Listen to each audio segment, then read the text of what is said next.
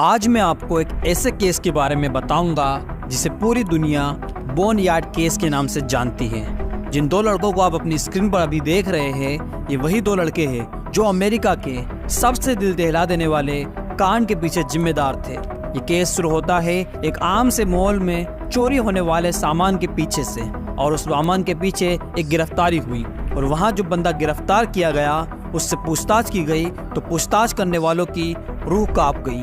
जब Leonard Thomas और Charles NG नाम के इन दोनों लड़कों के घर पर पुलिस ने छापा मारा तो पुलिस को यहाँ पर 25 किलो से ज्यादा इंसानी हड्डियों का जखीरा मिला, और इस जखीरे में 5 लाशें जिन्हें अलग से हाल ही में दफनाया गया था। और इतना ही नहीं, उन्हें मारने से पहले टॉर्चर किया गया था और इस हैवानियत भरी वारदात की वीडियो भी बनाई गई थी। A remote cabin where cops say some of the most gruesome serial killings in California history took place. Between December 1983 and June 1985, Leonard Lake and Charles Bean kidnapped over 20 women.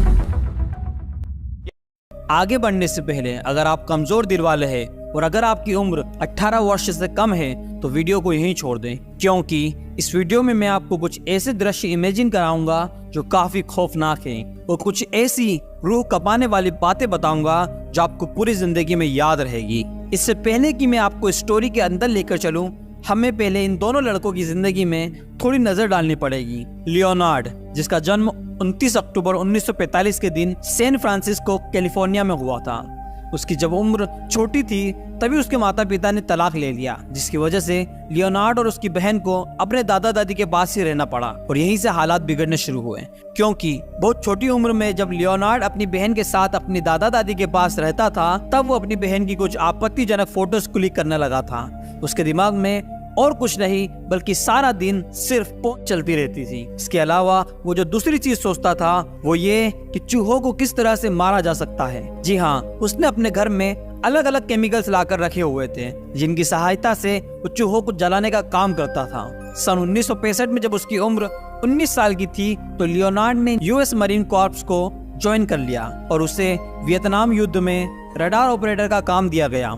लेकिन युद्ध के बीच में ही उसे hospital में भर्ती करवाना पड़ा, क्योंकि डॉक्टर को उसके शरीर में साइकोटिक रिएक्शन देखने को मिल रहे थे। लेकिन फिर भी उसे जल्द ही ड्यूटी पर वापस भेज दिया गया। सन 1971 में उसने अपने शरीर में बीमारियों का हवाला देकर आर्मी छोड़ दी। वापिस घर आने पर वो सैन जोसे कैलिफोर्निया शिफ्ट हो गया और यहाँ आकर उसने एक यूनिवर्सिटी में एडमिशन लिया। लेकिन यूनिवर्सिटी भी उसने इसलिए छोड़ दी क्योंकि उसके दिमाग में कुछ ऐसा चलने लगा था कि किसी भी तरह से ये दुनिया न्यूक्लियर वॉर की तरफ जाने लगी है और पूरी तरह से खत्म हो जाएगी। इससे बचने के लिए वो हमेशा अपने पास बंदूकें रखने लगा। उसे लगता था कि इनकी जरूरत उसे कभी भी पड़ सकती है। सन 1981 में उसकी एक टीचर जिसका नाम कैरोलिन ब्लॉस था, उसके साथ शादी हो गई। उसने अपनी पत्नी का नाम क्रिकेट रखा, लेकिन जल्द ही ये क्रिकेट भी उसे छोड़कर चली गई और कारण जानकर आप सच में हैरान हो जाएंगे। जी हाँ, वो हर रोज क्रिकेट को कहता था कि तुम मेरे साथ पोर्न मूवी को शूट करो। सोच कर देखिए वो अपनी ही पत्नी से क्या काम करवा रहा था। खैर, इस तलाक के होने के बाद उसका क्राइम पार्टनर चार्ल्स उसे मिला। तो अब बात कर लेते हैं चार्ल्स कौन था। तो चार्ल्स का जन्म होता है 25 दिसंबर 1960 के दिन। चार्ल्स के पिता एक बिजनेसमैन थे जिसका स्वभाव बहुत ही स्ट्रिक्ट था।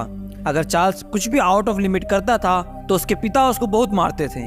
बहुत छोटी उम्र में चार्ल्स ने मार्शल आर्ट सीखी, लेकिन यही मार्शल आर्ट सीखते सीखते उसे चोरी की लत लग गई और सिर्फ 15 साल की उम्र में उसे एक दुकान से चोरी करते हुए गिरफ्तार किया गया। जिसके बाद उसकी उम्र देखते हुए उसे इंग्लैंड में एक प्राइवेट बोर्डिंग स्कूल में भेज दिया गया ताकि वो अपने आप को सुधार सके। लेकिन यहाँ हॉस्टल में रहते हुए भी उसने अपनी चोरियां जारी रखी, जिससे परेशान होकर उसके घर वालों ने उसे हांगकांग भेज दिया। थोड़ा सा बड़ा होते ही चार्ल्स यूनाइटेड स्टेट्स आ गया और यहाँ आकर उसने कैलिफोर्निया की एक यूनिवर्सिटी में एडमिशन लिया। लेकिन वो यूनिवर्सिटी भी उसने छोड़ दी। अक्टूबर 1979 में एक हिट एंड रन केस में चार्ल्स को गिरफ्तार किया गया और 1980 में उसने यूनाइटेड स्टेट्स मरीन कॉर्प्स में हिस्सा लिया। लेकिन उसे भी आर्मी से निकाल दिया गया क्योंकि उसने अपने ही सैनिक साथियों की तकरीबन $11,000 की कीमत की बंदूकों को चुरा लिया था, जिसके बाद उसे 14 साल की कैद सुनाई गई। और अगर ये 14 साल वो जेल में रह पाता तो यकीन मानिए आगे की अब जो ये कहानी है वो ये नहीं बना रहा होता, लेकिन वो इन 14 सालों को पूरा करने से पहले ही शुरुआती महीनों में ही जेल से भाग गया और वो भागकर सीधा कैलिफोर्निया जा पहुंचा और यहीं उसे वो बंदा मिला जिसने उसकी आने वाली अपनी सारी जिंदगी बदल कर रख दी। जी हाँ, लियोनार्ड थॉमस। जल्दी ये दोनों बहुत अच्छे दोस्त बन गए। खैर, लियोनार्ड और चार्ल्स दोनों को FBI द्वारा सन 1982 में कुछ हथियारों के साथ गिरफ्तार किया गया था, जहां लियोनार्ड ने तो अपनी जमानत करवा ली और सीधा जाकर अपने ही पुराने घर में छिप गया, लेकिन चार्ल्स को यहाँ 3 साल जेल में बिताने पड़े। लेकिन जब लियोनार्ड बाहर आया तो उसने अपनी वही न्यूक्लियर वाली बात जारी रखी और उसने एक न्यूक्लियर बंकर बना डाला और इसी बंकर से दिल दहला देने वाले कांड अब होने वाले थे। इस बंकर को बनाने के समय में 3 साल बीत गए और अब चार्ल्स भी जेल से बाहर आ चुका था। चार्ल्स सीधा आकर लियोनार्ड से मिला और इन दोनों ने अब आम लोगों को किडनैप करके, उन्हें टॉर्चर करके, उनके साथ कुकर्म करके उनको मौत के घाट उतारना शुरू कर दिया। इनके इस काम में ज्यादातर महिला और बच्चे शामिल होते थे। हैरानी वाली बात ये थी कि इन्होंने कुछ परिवार को तो पूरा ही खत्म कर डाला था। जी हाँ, आप सही सुन रहे हैं, इन्होंने उस परिवार का 1 या 2 व्यक्ति नहीं बल्कि पूरे परिवार को ही बंधक बनाया और उनके साथ रेप वगैरह किया, उनको टॉर्चर किया और उसके बाद मौत की घाट उतार दिया। और इससे भी ज्यादा हैरानी वाली बात ये थी कि ये जिन के साथ ये काम करता था वो सभी के सभी इनके जान पहचान वाले होते थे। उदाहरण के लिए माइकल कैरोल नाम का ये आदमी, जी हाँ, माइकल कैरोल और कोई नहीं बल्कि चार्ल्स के साथ पहले 3 साल जब वो जेल में था तो ये माइकल भी उसके साथ ही उसी सेल में अपनी सजा काट रहा था।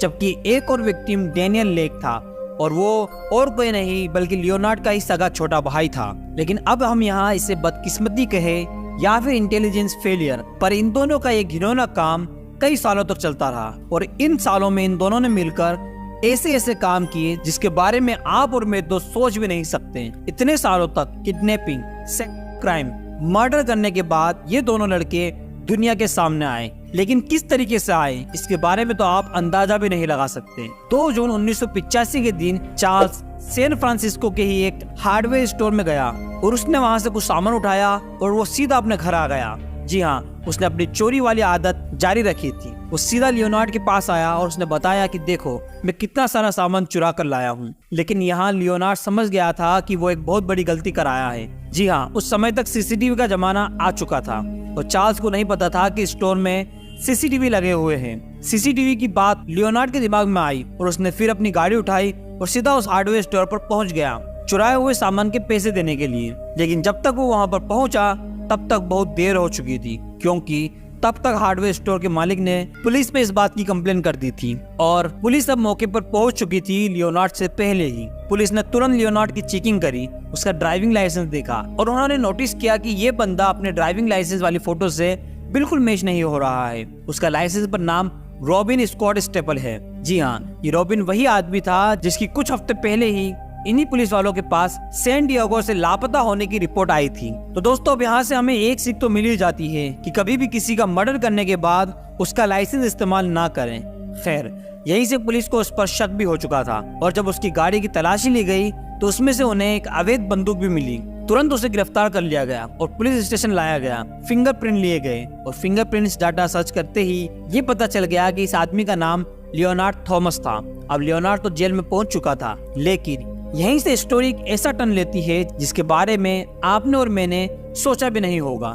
जी हाँ, जैसे ही वो जेल में पहुंचा उसने अपनी टी-शर्ट की कॉलर में रखी हुई साइनाइड की गोलियां निकाली और उन्हें निकल गया। जी हाँ, उसने ऐसे ही एक मौके के लिए अपने आप को खत्म करने के लिए, ताकि वो पुलिस वालों को कोई सबूत ना दे सके, कोई बयान ना दे सके, ऐसे ही एक मौके के लिए उसने अपनी कॉलर में साइनाइड की गोलियां दबा कर रखी हुई थी और वो जेल के अंदर पहुंचते ही उसने निगल ली। 4 दिनों तक हॉस्पिटल में रहने के बाद लियोनार्ड ने दम तोड़ दिया। पुलिस ने अपनी जांच और तेज की, जिसमें पाया कि उसकी गाड़ी पर जो नंबर प्लेट लगी हुई थी वो उसी के नाम पर थी। लेकिन जब इस गाड़ी का चेचिस नंबर और इंजन नंबर की जांच की गई तो पता चला कि ये गाड़ी तो किसी पॉल गोस्नर नाम के व्यक्ति के नाम पर रजिस्टर्ड है। ये एक और आदमी था जो कि नवंबर 1984 में सैन फ्रांसिस्को से ही कभी गायब हुआ था। खैर, ढूंढते ढूंढते पुलिस उस घर तक पहुंच गई जहां लियोनार्ड और चार्ल्स रहा करते थे और इस घर के बाहर उन्हें गाड़ी खड़ी हुई मिली और वो गाड़ी रॉबिन स्कॉट स्टेपले की थी। जी हाँ, ये वही इंसान था जिसका लाइसेंस लियोनार्ड लेकर घूम रहा था। इसके अलावा एक और गाड़ी बाहर खड़ी हुई मिली और वो गाड़ी किसी लॉनी बॉन्ड नाम की महिला की थी। जो कि कई हफ्तों से गुम चल रही थी। थोड़ी और जांच करने के बाद पुलिस को यहाँ एक अंडरग्राउंड जाने का रास्ता मिला और यहीं पर कुछ लोगों को बंदी बनाकर भी रखा गया था। इनके ऊपर हर तरह के कुकर्म किए जा चुके थे और अब बस इन्हें मारा जाना बाकी था। और इन्हीं बंदी लोगों में से किसी ने बताया कि चार्ल्स और लियोनार्ड ने खुद का ही एक पर्सनल कब्रिस्तान भी बनाया हुआ है, जिसके अंदर उन्होंने हाल ही में मारे गए लोगों को दफना कर रखा है। लेकिन इससे पहले कि पुलिस उस कब्रिस्तान को खोदती, उनको बराबर वाले कमरे में ही 26 किलो से ज्यादा इंसानी हड्डियों का जखीरा मिला। इन हड्डियों को कई जगहों से जलाया गया था, इन्हें तोड़ा गया था, कचूमर बनाया गया था। सोच कर देखिए उन लोगों के साथ आखिर हुआ क्या होगा। खैर, जब इनकी डीएनए टेस्टिंग की गई तो ये सामने आया कि ये हड्डियां 11 अलग अलग इंसानों की थी और पुलिस को समझ में नहीं आ रहा था कि उनके हाथ जो लग रहा है वो असल में है क्या। साथ ही उनके दिमाग में ये भी चल रहा था कि बंकर में कुल टोटल कितने लोगों को विक्टिम बनाकर रखा गया है। और अभी तक पुलिस को ये केस बस एक छोटा मोटा हार्डवेयर चोरी का ही लग रहा था, लेकिन ये तो बढ़ते बढ़ते कहां से कहां तक जा पहुंचा। खैर, इन 11 लाशों में से 2 की लाश लॉनी बॉन्ड और स्कॉट स्टेबले की तो पहचान हो गई थी, लेकिन बाकी आज तक अनजाने हैं। और इसके अलावा भी जो बंदी बने लोग थे, उन्होंने बताया कि इन लोगों ने हमारे सामने ही 25 से ज्यादा लोगों को कत्ल किया है। इनमें से ज्यादातर महिलाएं थी और इन सभी का कत्ल करने के पीछे जो तरीका था वो एक जैसा था, जहां इनके सिर में सीधा गोली मारी गई। खैर, ये इन्वेस्टिगेशन और आगे बढ़ी और पुलिस को वहां एक हाथ से बनाया हुआ खजाने का नक्शा मिला और वो नक्शा सीधा उन्हें जमीन में दबी हुई 2 टोकरियों तक लेकर गया और उन टोकरियों में लोगों की आईडी और कुछ पर्सनल सामान रखा हुआ मिला। उन टोकरियों में पुलिस को कुल टोटल 25 से ज्यादा लोगों का सामान मिला। पुलिस वालों का मानना था कि ये नंबर इससे भी ज्यादा हो सकता है, क्योंकि कुछ लोग तो ऐसे थे जिनका कोई सबूत पुलिस को अभी तक नहीं मिला था। ये बंदे अपने घिनौने काम कई सालों से करते आ रहे थे। साथ ही इनकी टोकरियों में पुलिस वालों को 2 कैसेट्स भी मिली, जिनके ऊपर एम लेडीज लिखा हुआ था और इन दोनों कैसेट में ही ब्रेंडा ओ'कॉनर नाम की एक महिला के साथ शुरुआत से लेकर अंत तक, उसकी मौत तक क्या क्या किया गया, ये सब कुछ उसमें रिकॉर्ड किया गया था। और यकीन मानिए, मैंने आज तक जितने दिल दहला देने वाले फुटेज देखे हैं, ये उन सब में टॉप पर है। इस केस से जुड़ी भयानक और हैवानियत वाली वीडियोस मैं इस चैनल पर नहीं दिखा सकता, लेकिन मैं आपको डिस्क्रिप्शन में इसकी लिंक दे दूंगा, जहां पर अगर आप चाहो तो इसको देख सकते हैं। आपको ये जानकर हैरानी भी हो सकती है कि ब्रेंडा ओ'कॉनर और कोई नहीं बल्कि लियोनार्ड की ही पड़ोसन थी और यहाँ चार्ल्स उसे बोलता हुआ नजर आ रहा है कि तुम चाहे जितनी मर्जी रो लो, तुम्हारी किस्मत में रोना ही लिखा हुआ है, बाकी सब काम हम कर ही लेंगे। और यही वो टेप सबूत भी थी। तो अब पुलिस वालों को ये पता लग चुका था कि चार्ल्स भी इन सब कामों में मिला हुआ है। इस वीडियो की सबसे दिल दहला देने वाली बात मुझे यहाँ ये लगी कि ब्रेंडा ओ'कॉनर अपने बच्चे की सलामती के लिए चार्ल्स के आगे भीख मांग रही थी, लेकिन चार्ल्स ने पलट में कहा कि तुम्हारा बच्चा हमेशा के लिए चुप हो जाए तो यही सही रहेगा। और इसके बाद उसने सबसे पहले उस छोटे से बच्चे के सिर में गोली मार दी। इन टेप्स में कुछ और लोगों के साथ भी किए हुए कांडों के सबूत भी मिले और यहीं से इनके कांडों की हैवानियत का अंदाजा पुलिस को लगा। इन दोनों लोगों की मेंटलिटी कैसी थी, इस बात का अंदाजा आप यहीं से लगा सकते हैं कि लियोनार्ड ने अपने हाथों से कुछ लेटर्स दुनिया के लिए छोड़े हुए थे। जी हाँ, उनमें से एक लेटर में लिखा हुआ था कि औरतें इस दुनिया में सिर्फ इसलिए बनाई गई है ताकि वो घर की सफाई, घर वालों के लिए खाना पीना और अपने पति को खुश कर सके। इसके अलावा उनका कोई काम नहीं है और जब उनका ये काम पूरा हो जाए तब उन्हें खत्म कर दो। इसके अलावा उसने अगली लाइन में लिखा था, आप जिसे प्यार करते हैं उसे हमेशा के लिए जाने दें। अगर वो वापस लौट कर ना आए तो उसे ढूंढे, उसका शिकार करे और उसे हमेशा के लिए मार डालें। ये सब बातें लियोनार्ड ने अपने एक पर्चे में लिखी हुई थी। खैर, कुल टोटल 12 विक्टिम्स को आइडेंटिफाई किया जा चुका था और बाकियों को कभी आइडेंटिफाई नहीं किया गया, क्योंकि उनकी हड्डियों के छोटे छोटे टुकड़े कर दिए गए थे और अब उनकी हड्डियों के टुकड़ों से कैसे उनकी पहचान की जा सकती थी। लेकिन अब इतना कुछ किया है तो ऑब्वियसली लियोनार्ड को तो अपने किए की सजा उसने खुद ने ही दे ली थी।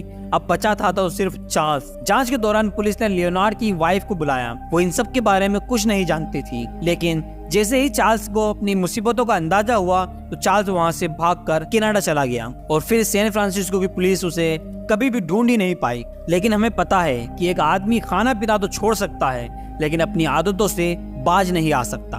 उसे कनाडा के ही एक हार्डवेयर स्टोर में चोरी करते हुए पकड़ लिया गया। लेकिन अब की बार उसने सिर्फ एक गलती कर दी। वो हार्डवेयर स्टोर वाले उसे चोरी की सजा ना भी देते, लेकिन उसने हड़बड़ाहट में अपनी जेब से बंदूक निकाली और वहां खड़े सिक्योरिटी गार्ड के हाथ पर दे मारी, जिसके बाद मामला बढ़ गया और वहां पर पुलिस को बुलाया गया, जिसके बाद उसे वहां पर 4.5 साल की सजा सुनाई गई। लेकिन इस बात की खबर अब अमेरिकन पुलिस को लग चुकी थी और फिर अमेरिकन पुलिस ने भी कनाडा पुलिस से संपर्क किया और फिर वहां जाकर उसे उन हत्याओं के बारे में पूछताछ करी।